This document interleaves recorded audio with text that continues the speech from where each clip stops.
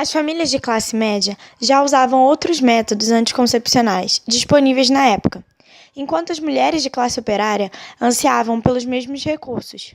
Cartas escritas para defensores do controle de natalidade relatavam a devastação diante de mais uma gravidez indesejada. Enquanto o espectro da perda de filhos para doenças infecciosas diminuía, crescia a demanda por medidas que limitassem o tamanho da família por contracepção. Foi então que, em 1960, surgiu uma molécula anticoncepcional que desempenhou um papel fundamental no perfil da sociedade contemporânea, a pílula, e é sobre ela que falaremos nesse vídeo. O primeiro anticoncepcional oral foi a noretindrona, mais conhecido popularmente como pílula. A essa molécula foi atribuída o mérito pela revolução sexual da década de 1960. Antes da pílula, em todas as culturas, ao longo dos séculos, as mulheres ingeriram substâncias na esperança de evitar a gravidez, sendo elas ineficazes. Alguns remédios eram bastante simples, infusão de folhas de salsa, menta ou de folhas de eira, entre outros. Dizia-se também que a mulher se tornaria estéril se comesse o rim ou o útero de uma mula. E para a esterilidade masculina, o homem deveria comer os testículos queimados de um mulo castrado. Outra tática também era o envenenamento por mercúrio para a mulher. Embora o uso de diversas substâncias para evitar a gravidez pudesse de fato ter propriedades espermicidas, o advento dos anticoncepcionais orais, em meados do século XX, marcou o primeiro meio verdadeiramente químico, seguro e eficaz de contracepção. A noretindrona, primeiro anticoncepcional como já foi falado, é um dos compostos de um grupo conhecido como esteroides. Todos os compostos classificados como esteroides têm o mesmo padrão molecular. Uma série de 4 anéis, 3 deles têm 6 carbonos cada um, e o quarto tem 5 carbonos. Esses anéis são chamados A, B, C e D. O anel sempre é o que possui 5 membros.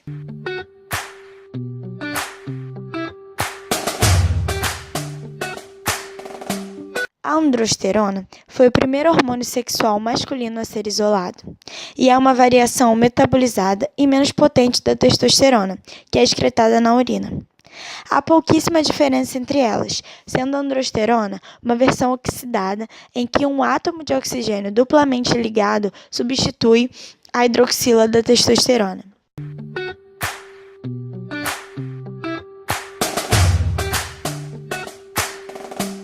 Porém, o hormônio sexual feminino jamais tinha sido isolado, até que a estrona foi obtida em 1929 na urina de mulheres grávidas.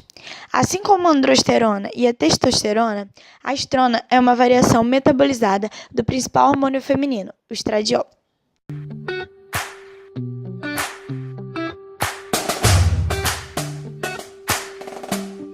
A progesterona, principal hormônio da gravidez, tem uma estrutura molecular mais parecida com os hormônios sexuais masculinos do que o estrogênio. A progesterona envia sinais à mucosa que reveste o útero para que ela se prepare para a implantação de um óvulo fertilizado. Uma mulher grávida não concebe novamente durante a gravidez porque o fornecimento contínuo de progesterona coíbe novas evoluções. Essa é a base biológica da contracepção química. Porém, o uso da molécula de progesterona envolve grandes problemas, como, por exemplo, ela precisa ser injetável, pois sua eficácia, quando tomada por via oral, é muito reduzida, provavelmente porque ela reage com ácidos estomacais ou outras substâncias químicas digestivas. Outro problema é que, além disso, os esteroides naturais encontrados em animais não são suficientes. A solução para isso era realizar a síntese de uma progesterona artificial que conservasse sua atividade quando ministrada oralmente. A síntese da primeira pílula para o controle da natalidade foi resultado da tentativa de resolver um conjunto de outros enigmas muito diferentes. Os químicos envolvidos não tinham ideia de que acabariam produzindo uma molécula que promoveria uma mudança social.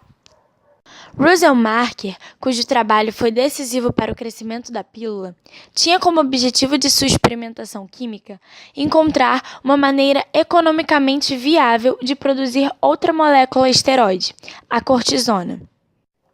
Quando Marker começou a se interessar por esteroides e pelo desenvolvimento de um método para produzi-los em grandes quantidades, o custo da progesterona isolada da urina de águas grávidas estava acima dos recursos dos pesquisadores.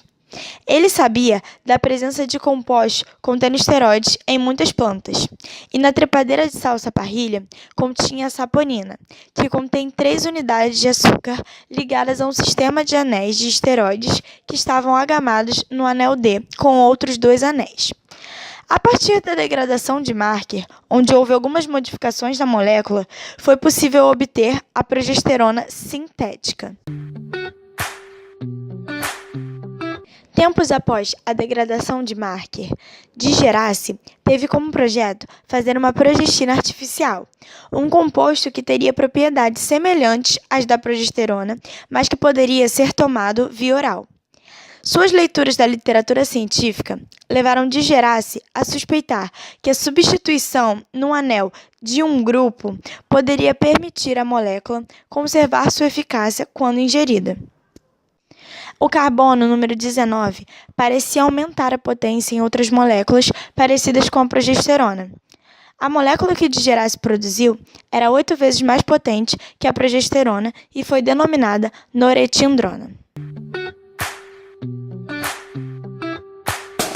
No início de 1950, Catherine McCormick e Margaret Sanger realizaram um encontro com Gregory Pincus, especialista em fertilidade feminina, e o desafiaram a produzir um anticoncepcional perfeito, seguro, barato e confiável que pudesse ser engolido, como uma aspirina. Essa iniciativa, após anos, veio a resposta.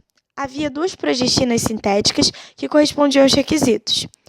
Uma companhia farmacêutica havia patenteado uma molécula muito semelhante àquela sintetizada por de Gerace. Seu nome, noretinodrel, diferia da noretindrona apenas pela posição de uma ligação dupla. A cuidadosa monitoração de suas pacientes mostrava que o noretinodrel, agora batizado de Enovide, impedia a ovulação com 100% de eficácia. Agora, precisavam de testes de campo e estes foram feitos em Porto Rico. As mulheres escolhidas para o estudo passaram por cuidadosa triagem e foram submetidas a meticulosa monitoração durante o processo. Podiam ser pobres e sem instrução, mas eram pragmáticas. Mais de 2.000 mulheres participaram dos testes. Entre elas, a taxa de falha foi de cerca de 1%, comparada a algo entre 30% e 40% no caso de outras formas de contracepção. A dose de 10 mg usada nos testes de campo logo foi reduzida para 5 mg e depois para 2 mg. Mais tarde, até menos que isso. Descobriu-se que a combinação da progestina sintética com uma pequena porcentagem de estrogênio diminuía ainda mais os efeitos colaterais. Podemos concluir com isso que a noretindrona foi mais que uma mera medicação para controle da fertilidade. Sua introdução assinalou o início de uma consciência não só da fertilidade e da contracepção, mas de abertura e oportunidades, permitindo às mulheres expressar-se sobre assuntos que haviam sido tabus durante séculos e agir com relação a eles. Aconteça o que acontecer no futuro, com novos e melhores métodos de controle da natalidade, parece improvável que outra molécula contraceptiva possa mudar a sociedade com a mesma amplitude que a pílula fez. Podendo escolher se e quando querem ter filhos ou constituir família, as mulheres hoje governam países, pilotam jatos de caça, realizam cirurgias cardíacas, disputam maratonas, tornam-se astronautas, dirigem companhias e assim conduzem o mundo.